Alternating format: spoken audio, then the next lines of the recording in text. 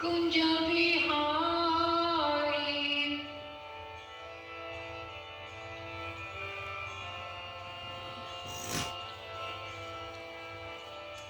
Jaya Radha Madhava Kunja Bihari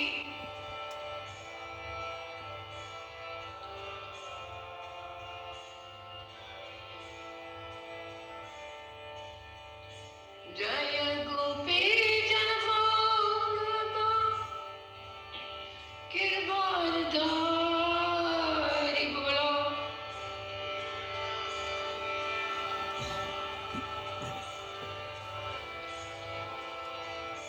Jaya Gopi Janavallabha Girdhari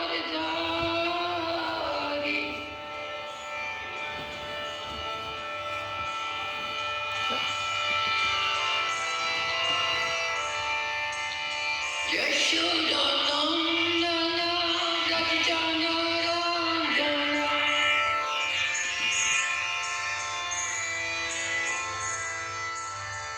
Yashodanandana Rajanarandana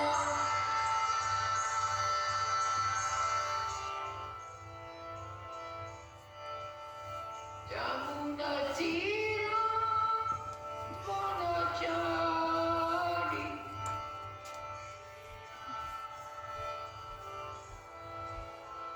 Jamunatira Vanachari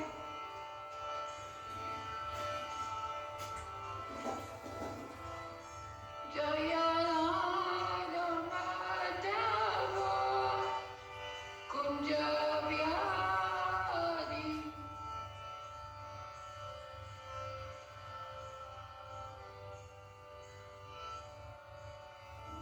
Jaya Gopi Janavallabha Girdhari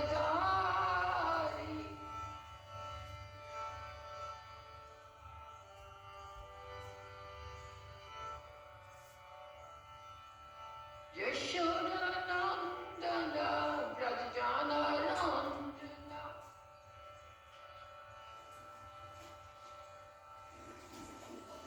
Yashodanandana Rajanarandana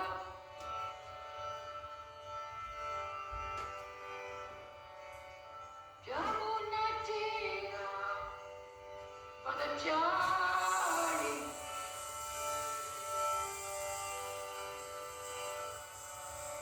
Jamunatira Vanachari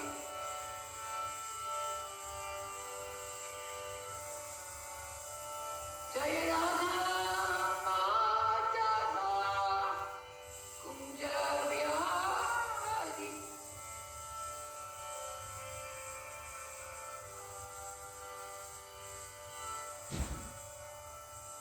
Hare Krishna, Krishna Krishna, Hare Hare, Hare Rama, Rama Rama, Hare Hare.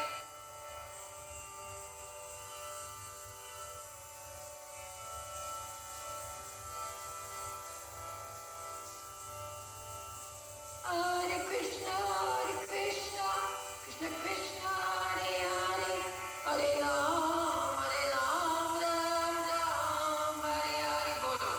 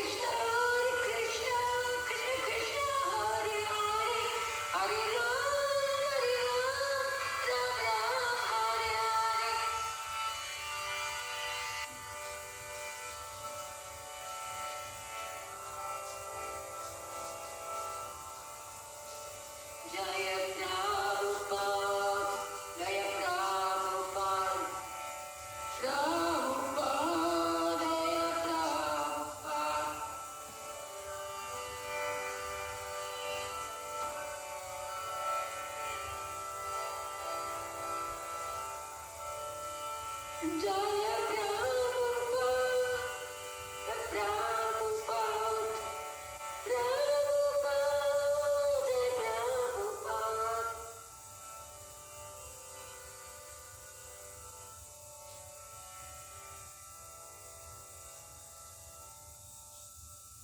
Gurudev, Gurudev, Gurudev, Jaya Jaya Gurudev.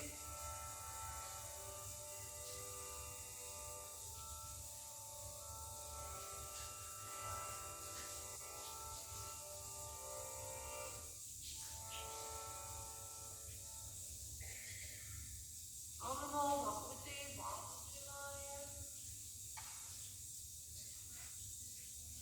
Om Namo Bhagavate Vasudevaya. Om Namo Bhagavate Vasudevaya. So today we're reading from the first canto, chapter 8. We're looking at verse 14. Those of you who have it, please follow it. Antahasya sarva bhutanam atma yogeshvara harihi swamaya vinod garbham vairajaha kurutam tave antahasya sarva bhutanam Atma Yogeshvara Harihi Swamayaya Vrinodgartham Vairagyaha Kurutam Tava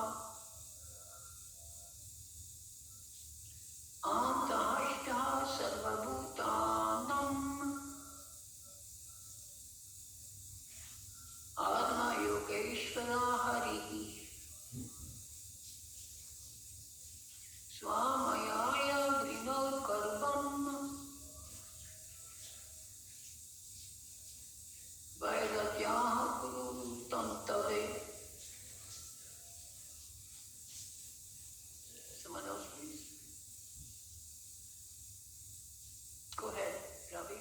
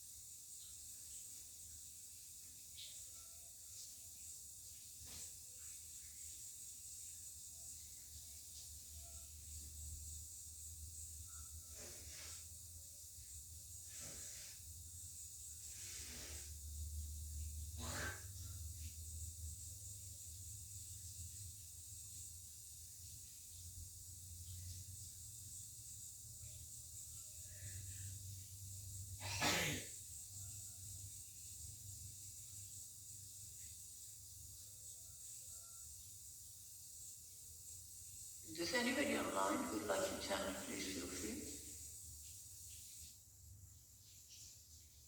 Oh, I'm asking my online. Antashta Sarvabhutanam Atma Yogeshvaro Hari Swamayaya Vinod Garbam Bharatya Kuru Tantave. Hare Krishna, thank you. Antaha staha sarva bhutanam Atma Yogeshwaro Harihi Swamayaya Vinod Garbham Vairatyaha Kurutanvatave. Thank you very much. We'll look at the word for word. Antahyashtaha, being within. Sarvam, all. Bhutanam, of the living beings. Atma, soul. Yoga Ishvaraha, the Lord of all mysticism. Harihi, the Supreme Lord. Swamayaya, by the personal energy. Avrinot, covered. Garbham, embryo. Vairantyaha, Aputra, Kurusantave, for the progeny of Maharaj Kuru. Translation. The Lord of the Supreme Mysticism, Sri Krishna, resides within everyone's heart as the Paramatma. As such, just to protect the progeny of the Kuru dynasty, he covered the embryo of Uttara by his personal energy. Please repeat. The Lord of the Supreme Mysticism, Sri Krishna, resides within everyone's heart as the Paramatma. As such, just to protect the progeny of the Kuru dynasty, he covered the embryo of Uttara by his personal energy. Purport. The Lord of the Supreme Mysticism can simultaneously reside within everyone's heart or even within the atoms by his Paramatma feature, his plenary portion. Therefore, from within the body of Uttara, he covered the embryo to save Maharaj Parikshit and protect the progeny of Maharaj Kuru, of whom King Pandu was also a descendant. Both the sons of Dhritarashtra and those of Pandu belong to the same dynasty of Maharaj Kuru. Therefore, both of them were generally known as Kurus. But when there were differences between the two families, the sons of Dhritarashtra were known as Kurus, whereas the son of Pandu were known as Pandavas. Since the sons and grandsons of Dhritarashtra were all killed in the battle of Kurukshetra, the last son of the dynasty is designated as the son of Kurus. Om Gyana Tavaram Gnananam Shilapaya Chakshram Deyam Tasmai Shri Gurve Namaha. We're reading the verse again. Antahashtam Sarvam Bhutanam Atma Yogeshwaram Harihi Swamayaya Vinod Garbham Vairatyam Kuru Tantave. The Lord of the Supreme Mysticism, Sri Krishna, resides within everyone's heart as the Paramatma. As such, just to protect the progeny of the Kuru dynasty, he covered the embryo of Uttara by his personal energy. So these verses are very important to understand, particularly because here you can see Sutta Goswami is speaking to Shambhala. So we have to understand that these narratives are spoken, of course, it would appear from the narrative point of view to those participants and also those who are listening, like first Vyasa sees everything in meditation, then Shukadev Swami repeats it, then Sutta Goswami again narrates it. But so they have their own audience. But on the other hand, we have our own audience. We have our own audience. Like, why is all of this information given in such a particular way? It's that we can understand what is going on in these narratives, you see, from our perspective also. And I want to speak of the perspective of our commentators, the huge commentators on the Srimad Bhagwatam. So this is all very helpful for us to understand. Like, why should we be studying this? Like, what would you say? Why do we study Srimad Bhagwatam? What would you say? Why are we studying this on a daily basis? What's the point?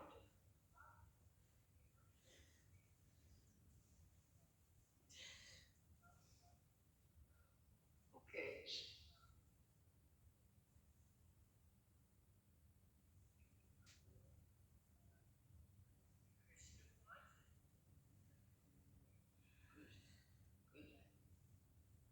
Good.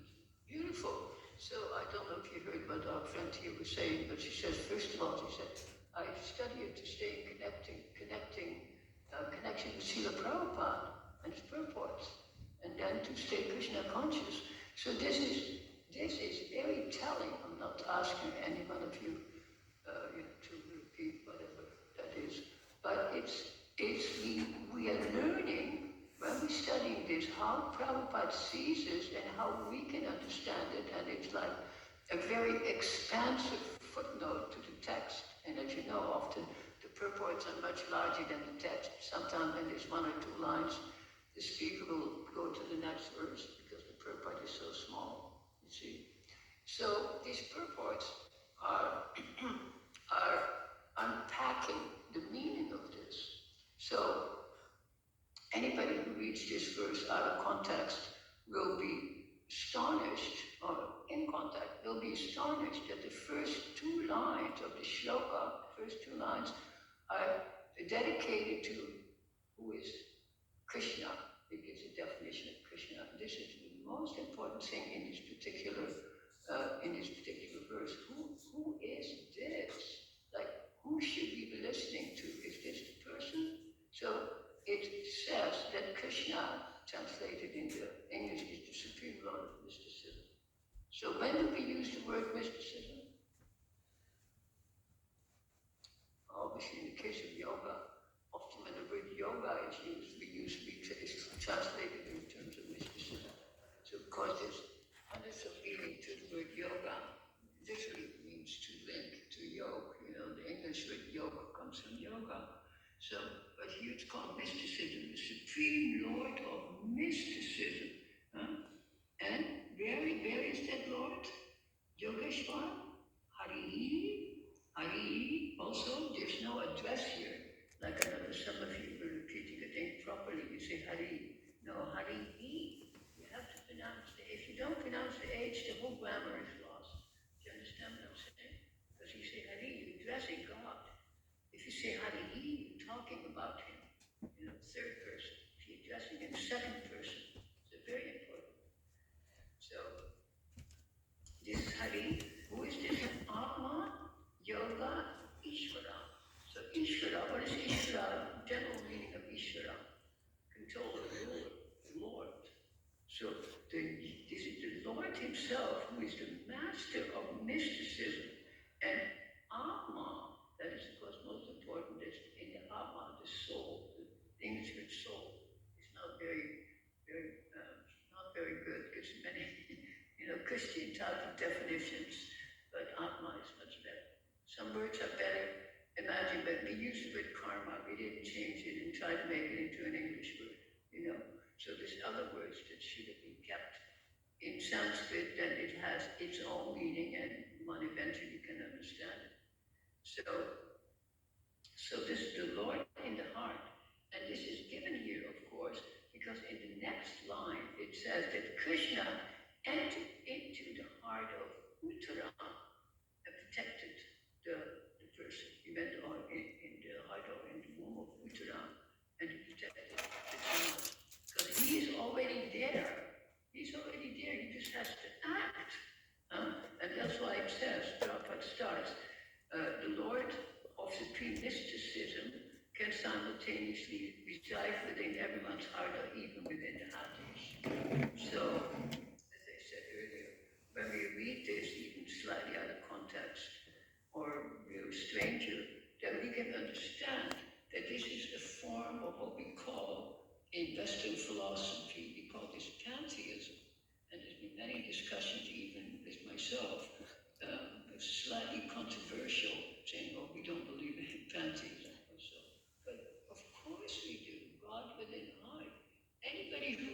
Bhagavad Gita, in 10th chapter, you know how many references there are made to Krishna as something else? You know how many? Guess, take a guess. 70. 70. Water, you are the moon. So anybody who wants to argue that this is not what they call in the West, I don't know, whatever you want to call it, it's of course a European word, but it's pantheism, seeing Krishna, pantheism, seeing Krishna in nature throughout. And this is so common. This is one of the most common, so nice to see it. It's one of the most common concepts of any religion in the world is to see God everywhere. Not just thinking God in heaven, our Father right in heaven, yeah, of course, but God is everywhere. So, and before when there was a slight controversy that I referenced the person who were objecting to that terminology and who wanted a footnote to a beautiful article in Back to Godhead written by who guess whom? Stephen Rosen, you know, Rasaraj. What is his name? No, Rasaraj. So he wrote a very good article on this particular phenomenon because it's so popular. So, and also the terminology he used, he instead of saying God, he used it to, what do the contemporary yogis call God? What's another word for God that doesn't have, not so much, that's more our line. The divinity. God is referred to, if you go to any of our clubs, you call God the divinity. The divinity. So, when we look at it that way, then everything becomes actually very clear. And he used that title, used in the Back to Godhead, defining the divine East and West. Very nice how we use defining and define on F, on V. Pantheism, and of course monism. This is kind of the rhythm of it. So, and then he says, what in the end, in the article, he says, what is the difference between our concept of pantheism, if we want to use that word, and let's say an outsider who is not a devotee of Krishna's idea of that particular phenomenon? It's very good. And sometimes good to start at the end. So I'll tell you what is the end. If an outsider says, I see God in everything, what kind of God do they have in mind? What would you say? Yeah, impersonal, but what is that? What does it mean? What does that mean, impersonal, to you?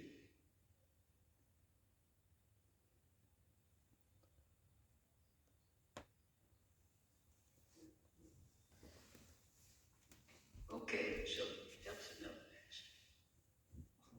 Oh, yeah, that's the one I'm looking for.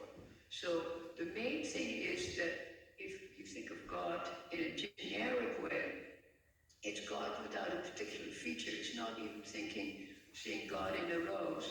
It's not like you see God with a beard, a Judeo-Christian kind of look, with God in a rose, not a God with a beard sitting there, you see. But it is more an abstract concept, and it deals with divinity. And what does divinity mean? Divinity is a quality. So I say that person is fat. That might be only one definition of that person, but we're talking, there's 10,000 other definitions. You see, it's just one.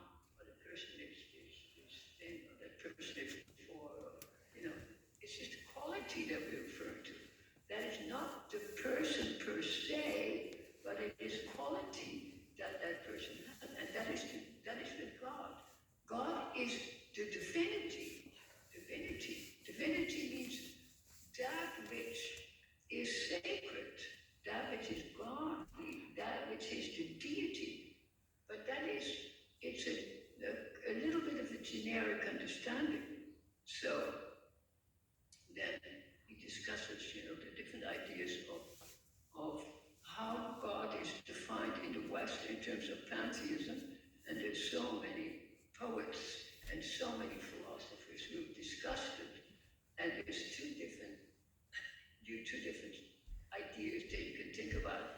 And it's very important to notice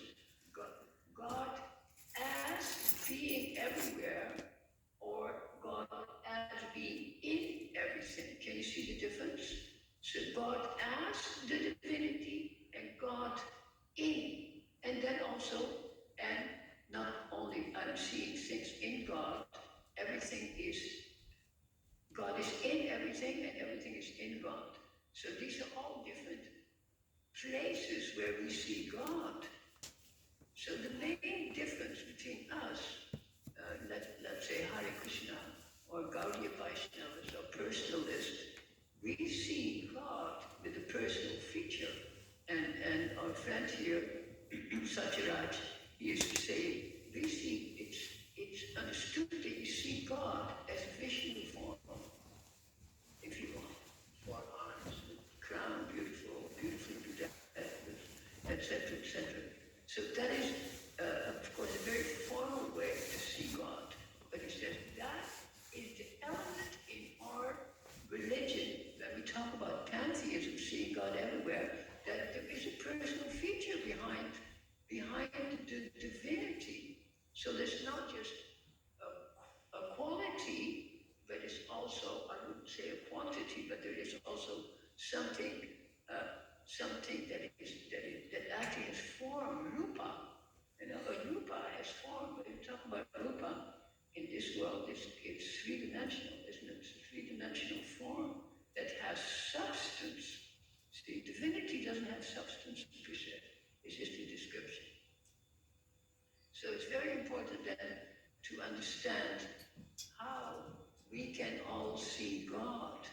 And like I said in the 11th canto, Arjuna says, you are air. What does it mean? He starts with the Panchabhutas, the 5 elements of God. You're air. You're fire. You're water. But then instead of saying you are earth, it's more charming. He says, you are the moon. Isn't that beautiful? The substance, you see. So then he says, you are the moon. And then, of course, he asked also Krishna to not show his universal form, but to withdraw it. He says, we used to sit on the bed and joke and laugh together, you know. Aren't we brothers-in-law, you know?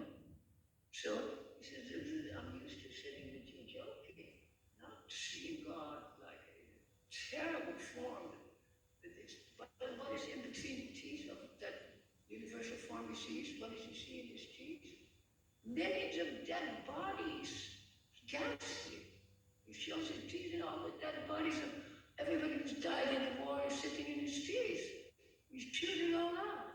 So it's not charming. And if I would never watch such a movie. It would never happen. See? So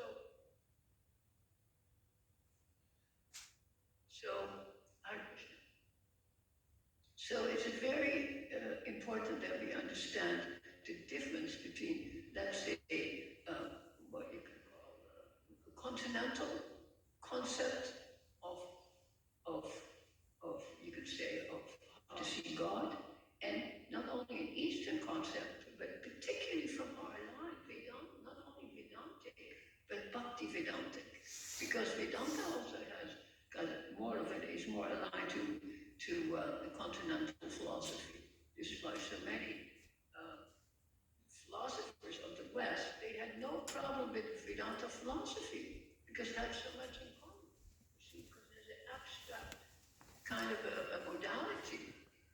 But, and you know, some Western and Eastern philosophers, they had not much trouble with philosophy of the West, especially if they were impersonal, what we call impersonalism. They could see the relationship. So, look at Bhaktivinoda Thakur himself, who was completely in harmony. He was a great scholar of Western philosophy. And it's only later that he came to Krishna consciousness and that he found a copy of the Srimad Bhagwatam and he found a copy of Chaitanya Charitamrita, that he became, you can say, a Krishna Bhakta. He was not always a Krishna Bhakta. You see, he was born in a family of Shaivites, Durga worshippers. So everything then proceeds on the path. And by us reading this, it's very, very interesting